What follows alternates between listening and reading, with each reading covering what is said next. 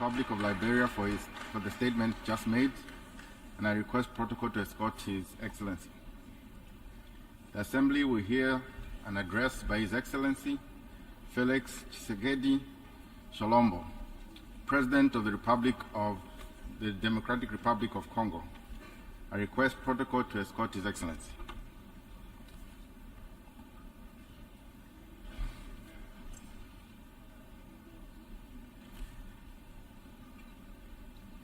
On behalf of the General Assembly, I have the honor to welcome His Excellency Felix Antoine Tshisekedi Tshilombo, President of the Democratic Republic of Congo, and to invite him to address the Assembly. Your Excellency.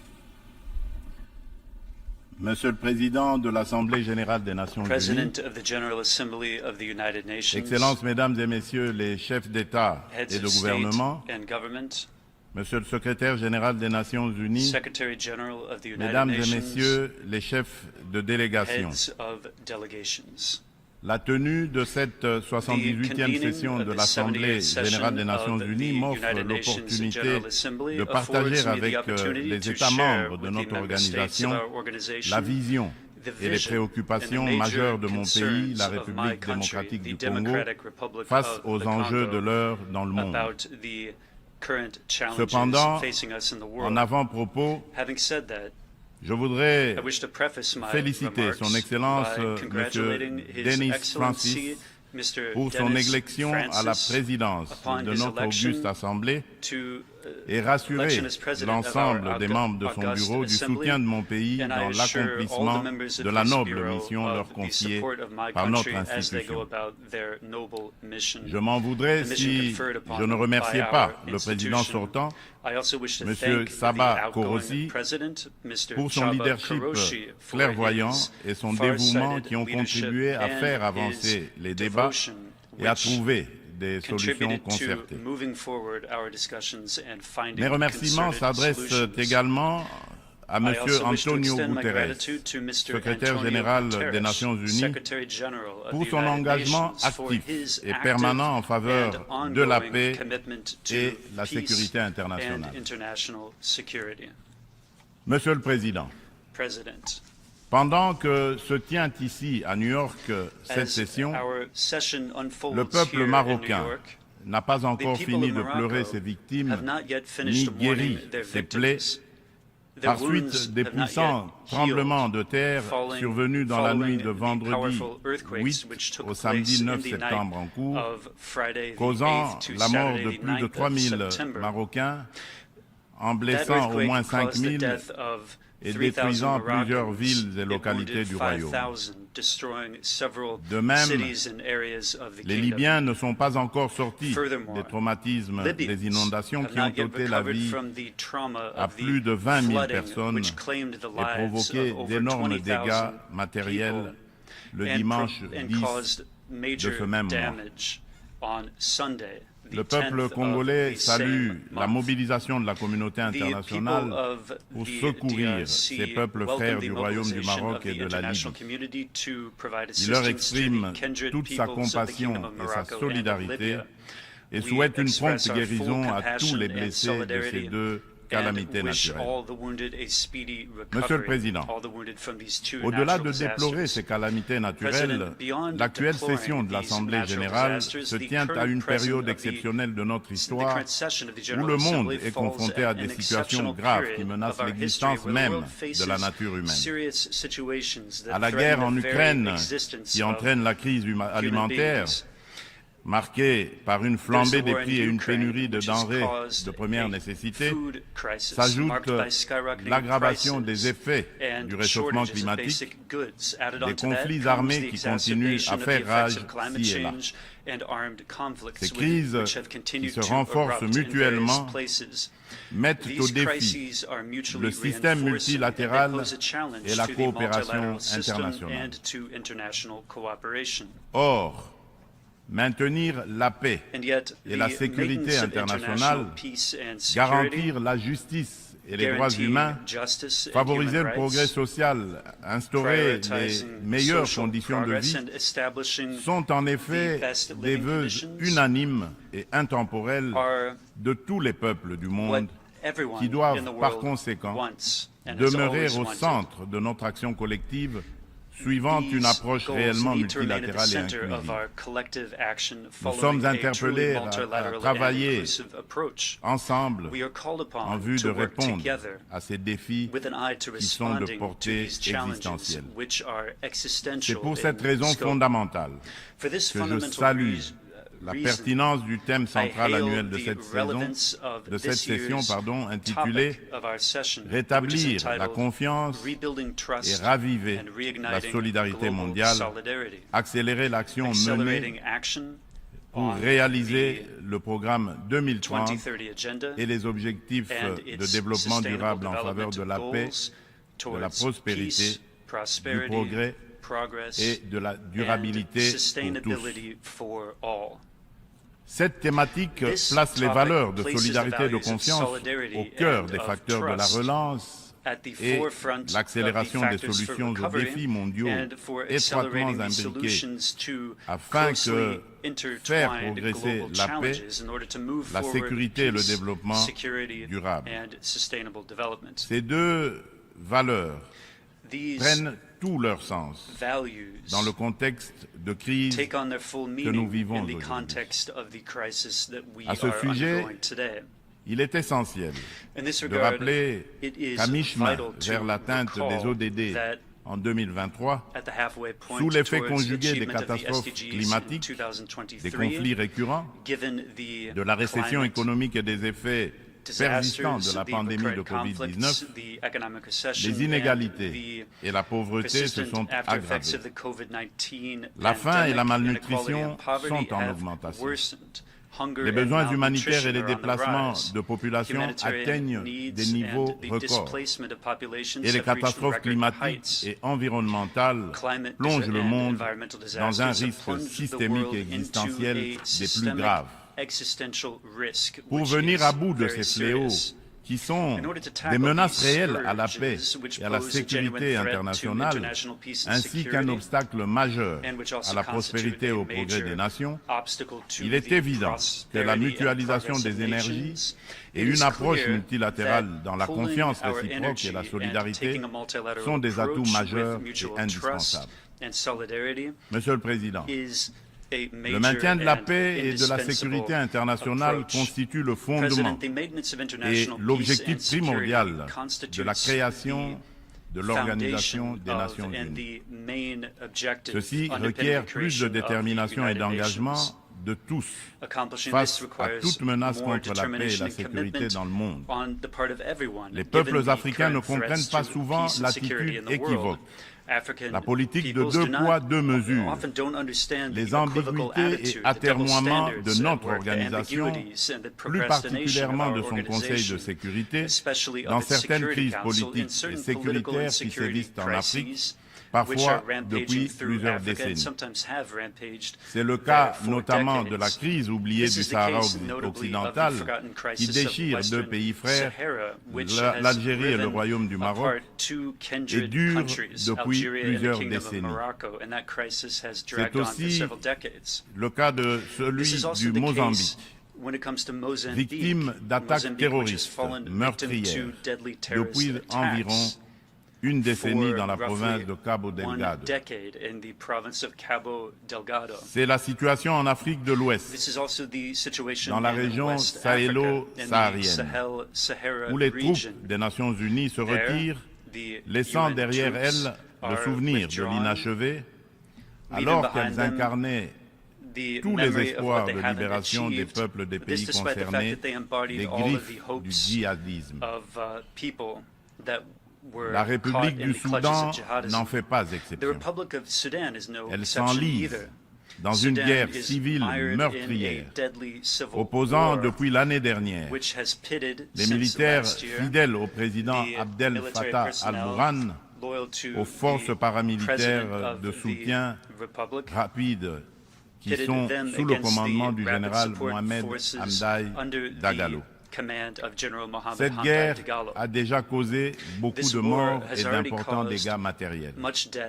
La communauté internationale est quasiment indifférente à la tragédie soudanaise. C'est ici le lieu d'aborder une question d'une importance capitale pour la République démocratique du Congo et pour la consolidation de la paix dans notre région. Il s'agit du retrait de la mission de l'Organisation des Nations Unies pour la stabilisation en République démocratique du Congo, la MONUSCO en sigle, de notre territoire.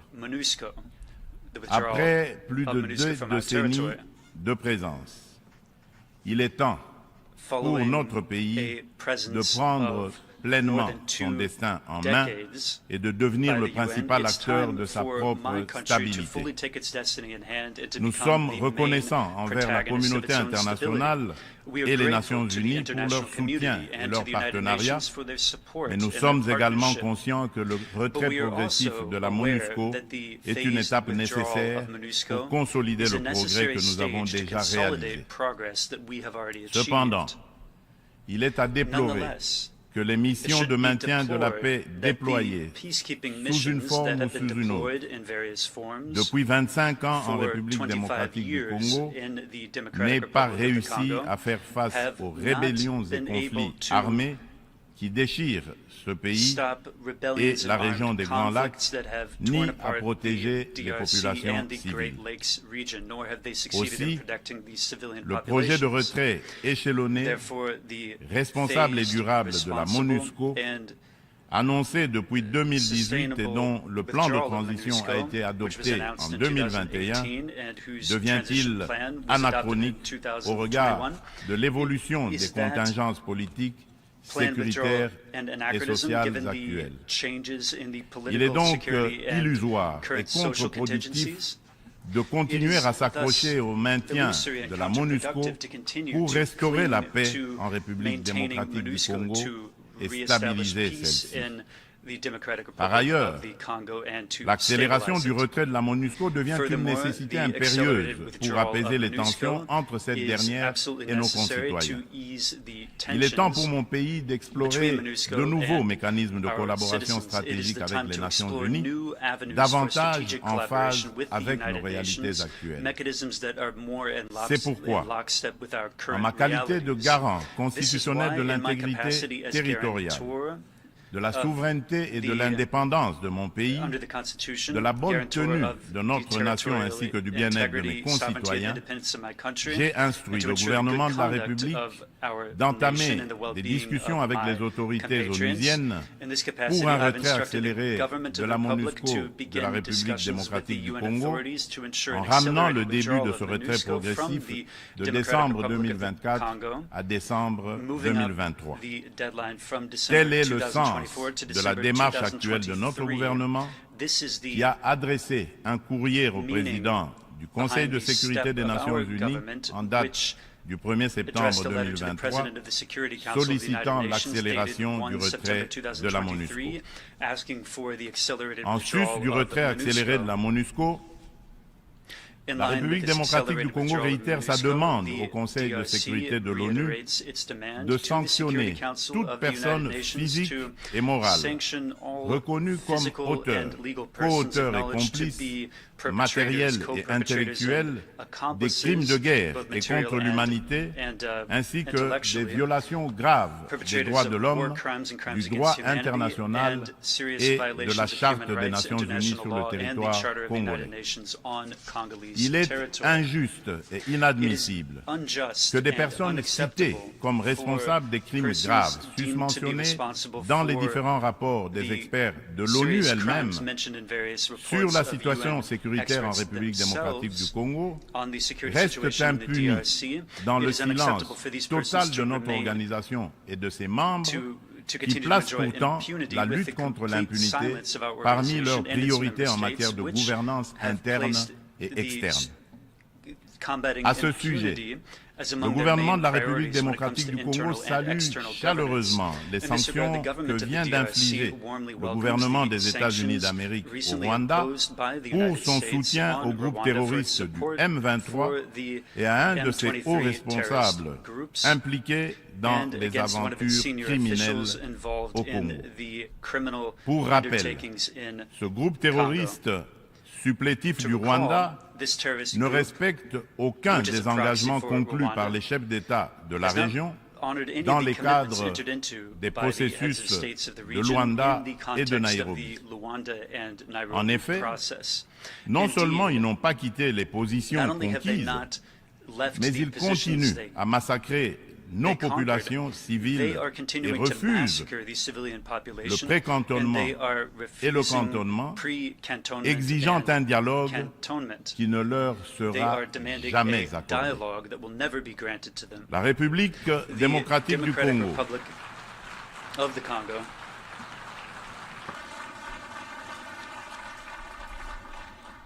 La République démocratique du Congo espère que les autres États suivront ce bon exemple montré par les États-Unis d'Amérique de soutien à la lutte commune contre l'impunité et au triomphe des idéaux de justice et de solidarité entre les peuples. Le gouvernement congolais attend de la prochaine réunion du Conseil de sécurité qu'il accorde une attention toute particulière à sa requête et qu'il soit constructif dans la gestion du processus délicat et laborieux de paix dans notre pays. Monsieur le Président, un autre défi qui préoccupe au plus haut point du monde est celui du réchauffement de notre planète. Point n'est encore besoin de rappeler que l'augmentation de la température depuis quelques décennies affecte la VO, dont les 27 COP, conférence des pays membres de la Convention de l'ONU pour la lutte contre les changements climatiques, et de multiples résolutions et recommandations adoptées à ces différentes instances. Le réchauffement de la planète est loin de se maintenir à 1,5 degré Celsius. Bien au contraire, à la COP 27 tenue à Sharm el-Sheikh, en Égypte cette année, des inquiétudes se sont manifestées sur une tendance à la hausse de cette température. Ce constat peu rassurant appelle sans doute à la revisitation de nos approches et des politiques adoptées. Dans ce cadre, le sommet africain sur le climat qui vient de se tenir à Nairobi au Kenya, sous la direction conjointe de l'Union africaine et de la République du Kenya, du 4 au 7 septembre dernier, a été une initiative salutaire et très opportune qui traduit la détermination de l'Afrique à participer activement au traitement de cette question vitale et de compter désormais comme un poids lourd incontournable dans la solution du réchauffement planétaire et de l'économie du futur plus verte et responsable. Les Africains sont sortis du sommet avec un cahier de charges commun, contenu dans la déclaration de Nairobi et axé notamment sur la réforme de l'architecture du système financier international pour plus d'équité, la restructuration et l'allègement des dettes de leur pays, la transformation locale de leurs produits et la mise en place d'un régime de taxation de carbone incluant une taxe sur le commerce des combustibles fossiles, ainsi que sur le transport maritime et aérien. Ils ont rappelé également aux riches pollueurs un engagement pris en 2009, mais non encore honoré jusqu'à ce jour, de fournir 100 milliards de dollars américains en financement climatique. La République démocratique du Congo demande aux Nations unies et à l'ensemble de la communauté internationale de prêter une attention particulière aux revendications légitimes de l'Afrique. Dans ce cadre, mon pays appelle à la création d'un marché carbone équitable et des prix incitatifs tout en renforçant l'efficacité des financements climatiques. Il espère une opérationnalisation rapide de l'article 6 de l'accord de Paris et soutient l'idée des partenariats mutuellement bénéfiques entre l'État et les secteurs publics. C'est dans la même logique que la République démocratique du Congo réitère sa disponibilité de coopérer avec tout partenaire, public ou privé, pour mettre en valeur ces minerais stratégiques en vue de la transition écologique et a pris des engagements courageux, notamment ceux de consacrer 30% de la superficie de son territoire national à la préservation de la biodiversité et de déposer une contribution prévue déterminée comportant des mesures d'atténuation axé sur 4 secteurs prioritaires, l'agriculture, les forêts, l'énergie et les transferts de technologies, ainsi que des mesures d'adaptation.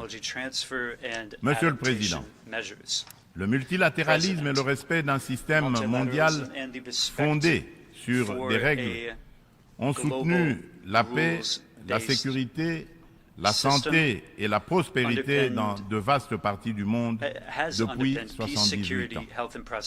Les Nations Unies incarnent ces principes et restent un acteur indispensable pour faire face aux menaces existentielles contemporaines, qu'il s'agisse de la crise alimentaire actuelle, du changement climatique, du terrorisme, ainsi que des pandémies et de la prolifération nucléaire.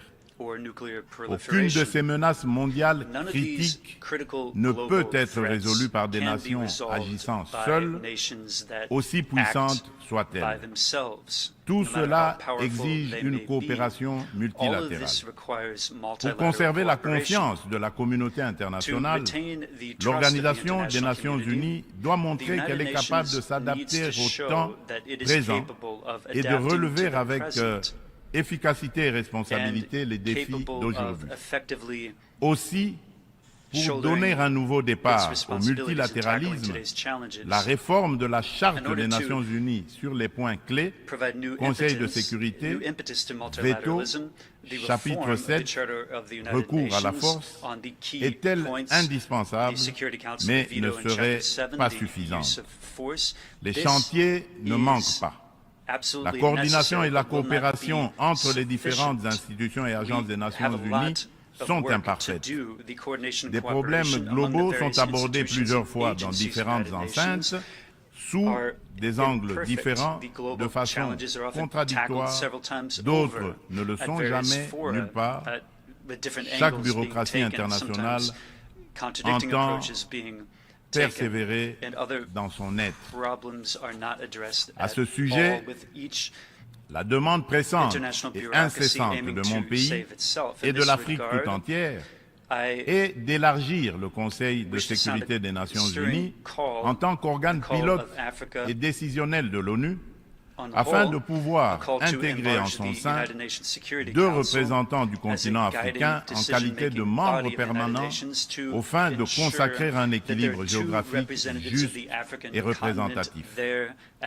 D'où la pertinence et la nécessité de réformer notre organisation vieille de 78 ans, qui accuse certaines limites face aux mutations actuelles et à la dynamique internationale, afin de lui donner plus d'inclusivité, aussi bien dans sa composition que dans son processus de prise de décision, qui désormais devra prendre en compte la voix de l'Afrique.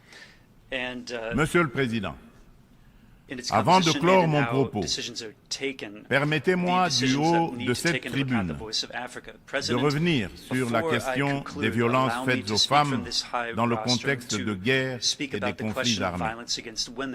Il n'est un secret pour personne que la République démocratique du Congo est l'un des États africains où les violences sexuelles contre la femme sont les plus déconcertantes, du fait notamment des décennies de conflits armés.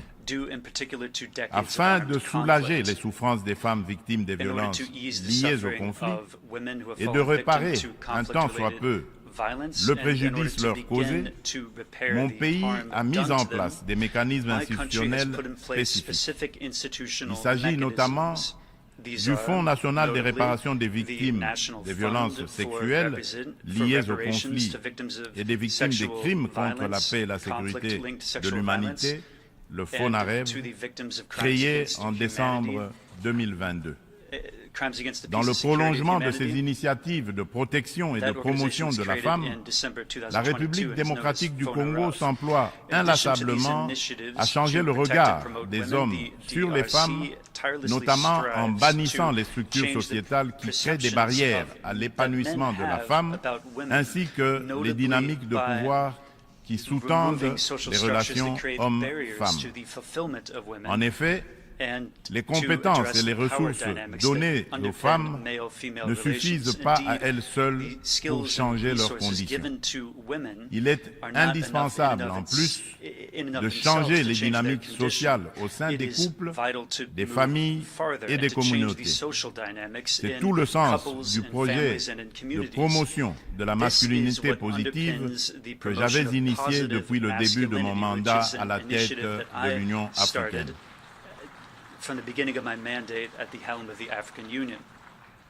Monsieur le Président de l'Assemblée générale des Nations unies, Excellences, Mesdames et Messieurs les chefs d'État et de gouvernement, Monsieur le Secrétaire général des Nations unies, Mesdames et Messieurs les chefs de délégation, pour conclure, je voudrais confirmer une fois de plus qu'à la fin de cette année, des élections générales seront organisées en République démocratique du Congo dans les institutions à mandat électif jusqu'au niveau des communes.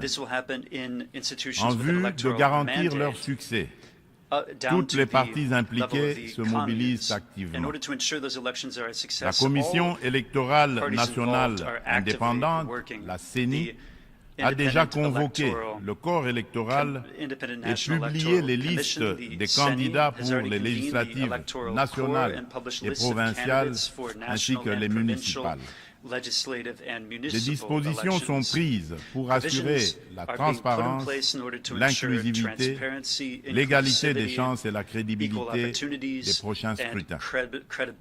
Des invitations ont déjà été lancées aux institutions internationales et organisations non gouvernementales spécialisées en la matière pour mandater leur mission d'observation électorale afin d'accompagner le processus et d'aider l'État congolais à consolider sa jeune démocratie. L'ONU est invitée aussi à y jouer un rôle important par ses institutions spécialisées. Le gouvernement congolais remercie déjà celles des institutions et ONG invitées qui sont déjà à pied d'œuvre.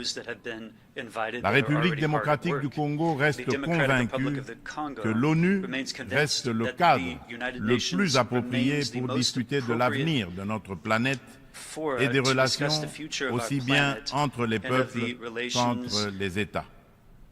Suite à la tenue d'élections démocratiques et apaisées au Zimbabwe, je lance un appel pressant aux Nations Unies de mettre tout en œuvre pour obtenir la levée immédiate des sanctions contre la République du Zimbabwe et son peuple. Cependant, pour remplir efficacement ces lourdes et délicates missions et mériter la confiance de tous, l'ONU doit incarner les valeurs de justice, d'équité et de solidarité et être représentative de tous dans notre diversité culturelle, politique, économique et sociale.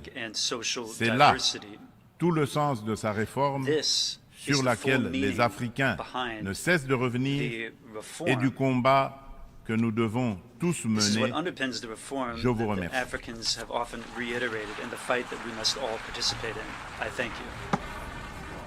Bonjour à tous, bienvenue donc sur les réseaux sociaux de la présidence de la République, les réseaux sociaux qui sont animés bien sûr par la cellule de communication de la présidence de la RDC. Donc vous venez de suivre, et c'est une première, en direct sur nos réseaux sociaux, le discours du président Félix-Antoine Tshisekedi Tshilombo, discours prononcé à la tribune des Nations Unies, ici à New York. C'est la 4e fois que le président Tshisekedi s'exprime devant le monde, à la tribune des Nations Unies. En 2020, il n'a pas pu le faire parce que bien sûr c'était la crise du Covid, mais il l'a fait en 2019, 2021, 2022 et là en 2023. Alors, que peut-on retenir de ce discours solennel du président Tshisekedi? Quelques points saillants ont été exprimés par le chef de l'État. Notamment, il a commencé d'abord par rendre un hommage appuyé en tant que véritable panafricain pour les victimes des catastrophes naturelles de nos 2 pays frères africains, notamment au Maroc, victime d'un séisme, et puis aussi en Libye, victime d'inondations meurtrières. Donc le président Tshisekedi a demandé à tous d'exprimer donc leur solidarité et d'être en communion avec les victimes de ces pays frères. Ensuite, le président a rappelé le thème de cette Assemblée générale qui est celui de rétablir la confiance et de raviver la solidarité mondiale. Il a rappelé la nécessité justement d'avoir du multilatéralisme et d'avoir une solidarité mondiale parce que les problèmes du monde ne pourront être résolus que collectivement. Ensemble, nous sommes plus forts.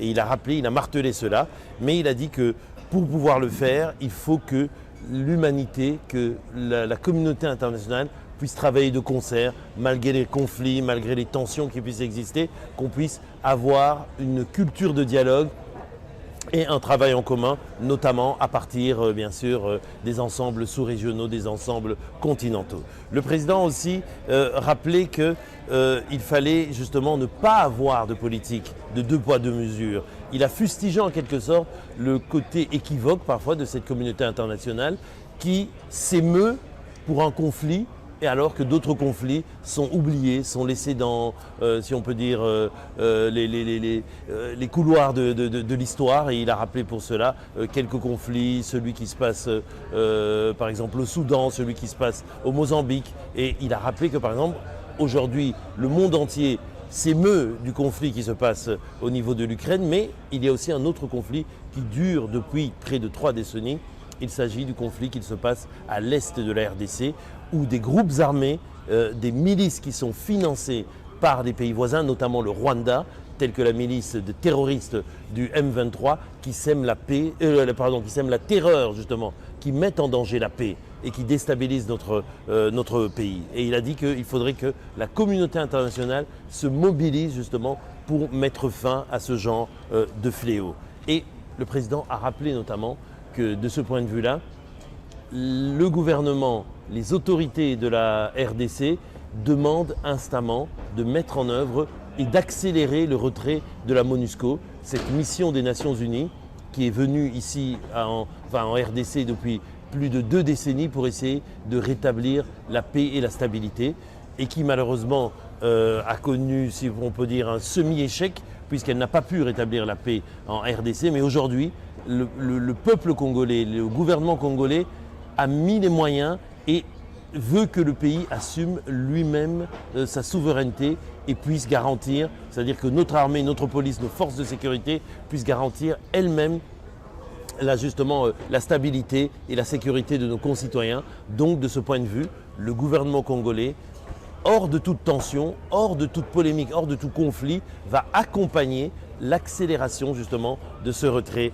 de la MONUSCO. Mais ça veut dire qu'on va quand même garder des partenariats que l'on construira avec nos partenaires internationaux, que ce soit des pays, que ce soit des régions, que ce soit des organisations étatiques ou non étatiques, pour essayer justement de continuer à coopérer et de renforcer, de consolider cette paix et cette stabilité au Congo. Le président a aussi rappelé que de ce point de vue-là, il fallait que la communauté internationale condamne et un discours qui soit un discours clair, un discours sans équivoque sur le rôle mené par le Rwanda qui finance le M23, qui déstabilise, qui tue, qui viole, qui sème le chaos à l'est de la RDC. Donc de ce point de vue-là, le président Tshisekedi a salué de façon solennelle le geste des États-Unis, c'est-à-dire le gouvernement américain qui a tout récemment condamné le Rwanda pour le soutien que le Rwanda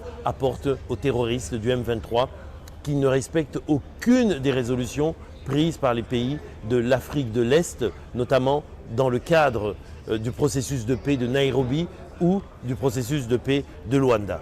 Ensuite, le président Tshisekedi a rappelé justement cette nécessité d'avoir une action solidaire au niveau mondial et c'est pour ça qu'il a parlé d'un des défis majeurs de l'humanité aujourd'hui qui est le défi de la lutte contre le changement climatique, contre le réchauffement climatique.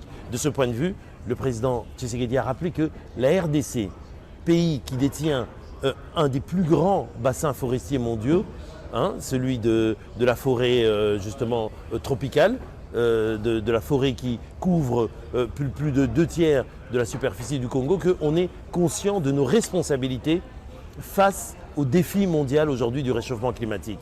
Mais de ce point de vue-là, il a dit qu'il y a une solidarité à avoir au niveau des Africains et il a rappelé les résolutions qui ont été prises récemment au sommet climatique africain de Nairobi au Kenya, où l'Afrique a essayé et a réussi de parler d'une seule voix pour pouvoir justement travailler et avoir une feuille de route bien précise sur la lutte contre le changement climatique et notamment deux choses très importantes que l'Afrique réclame dans cette feuille de route, c'est notamment la réforme de l'architecture financière mondiale pour que plus d'argent soit alloué pour pouvoir aider l'Afrique à avoir justement cette transition énergétique pour que l'Afrique puisse se développer, mais se développer de façon durable pour ne pas répéter les erreurs de l'Occident qui s'est développé en polluant énormément de façon,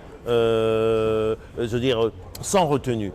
De plus, l'Afrique et le Congo en particulier insistent pour qu'il y ait la mise en place au sein du marché du crédit carbone au niveau mondial d'un prix juste et d'un prix équitable de la tonne carbone, afin que ça devienne quelque chose d'incitatif qui puisse aider justement les pays africains à avoir ce qu'on appelle une croissance verte. Parce que cette croissance verte qui viendra des pays africains qui sont aujourd'hui en plein boom démographique permettra justement au monde de pouvoir atténuer le réchauffement climatique. Enfin, le président Tshisekedi a aussi rappelé que le Congo détient parmi les minerais les plus précieux, notamment le cuivre, le cobalt, le manganèse, le tungstène, le lithium, des minerais qui rentrent dans la fabrication de nouveaux outils pour faire face à la transition énergétique. Et de ce point de vue-là, le Congo est ouvert pour essayer de nouer des partenariats mutuellement bénéfiques afin de pouvoir exploiter ces minerais de façon durable bien sûr, mais tout en transformant ces minerais au Congo, en Afrique, pour pouvoir capter une partie de cette plus-value et créer de l'emploi et donner de l'emploi à notre jeunesse qui représente aujourd'hui près de 70% de notre population. Il a dit aussi que le Congo, conscient de ses responsabilités, s'était engagé à consacrer 30% de la superficie de son territoire à la préservation de la biodiversité. C'est aussi un défi auquel l'humanité est confrontée. Enfin, le président a parlé aussi du multilatéralisme au niveau des organisations des Nations Unies, notamment justement l'ONU, où il se trouve actuellement, pour rappeler cette revendication africaine qu'il s'agit de demander qu'aujourd'hui, vu le poids démographique de l'Afrique, vu son importance dans l'économie mondiale et la géopolitique mondiale, il faut que l'Afrique ait 2 représentants au sein du Conseil de sécurité de l'ONU, mais 2 représentants permanents. Parce qu'aujourd'hui, l'équilibre qui a donné le Conseil de sécurité avec 5 membres permanents, c'est un équilibre qui sortait de la guerre de 1945. Beaucoup de temps ont passé et aujourd'hui, les équilibres géopolitiques mondiaux doivent se réorganiser et notamment l'Afrique a son mot à dire au niveau du concert des nations. Le président a aussi parlé enfin d'un sujet très important qui est celui de la place de la femme. La femme en Afrique, on sait quelle est l'importance de la femme pour le développement de l'Afrique et il a parlé de tout le projet que lui a mis en œuvre au Congo notamment en tant que champion africain de la masculinité positive. Cette masculinité positive qui est une nouvelle façon de penser le rapport entre les êtres humains, entre les hommes et les femmes, une nouvelle façon de donner aux femmes leur importance et leur place, leur égalité que légitimement elles méritent au sein des institutions, au sein des cercles de décision et aussi notamment penser aux victimes les femmes qui ont été victimes de viols, de violences dans le cadre des conflits. C'est pour ça qu'en RDC, on a créé notamment le FONAREV, ce fonds d'aide aux victimes justement des violences qui a été créé tout récemment et qui sera doté de moyens pour venir en aide à celles qui sont meurtries par ces violences. Et puis, le chef de l'État a enfin parlé aussi de la nécessité pour la communauté internationale de travailler de concert et d'aller de l'avant. Un message, donc, on pourrait dire un message fort. C'était le 4e discours donc, du chef de l'État devant la tribune de l'ONU. Désormais, le Congo, la République démocratique du Congo est une voix écoutée, une voix autorisée qui s'exprime donc devant le monde. Et c'est une voix que l'on doit entendre encore souvent. Merci d'avoir été fidèle donc aux médias sociaux de la présidence de la République. On vous laisse donc continuer à suivre justement ces échanges, vos réactions, vos commentaires ici en bas de l'écran vont nous permettre d'améliorer ce service. Mais désormais, sachez que ce sera un rendez-vous régulier à chaque fois qu'il y aura des grandes occasions, des prises de parole du chef de l'État, des grands événements qui se dérouleront dans le pays. Vous pourrez suivre ça en direct sur tous les réseaux sociaux de la CELCOM, donc de la cellule de communication de la présidence de la République. Merci et bonne suite de programme sur les réseaux sociaux de la CELCOM.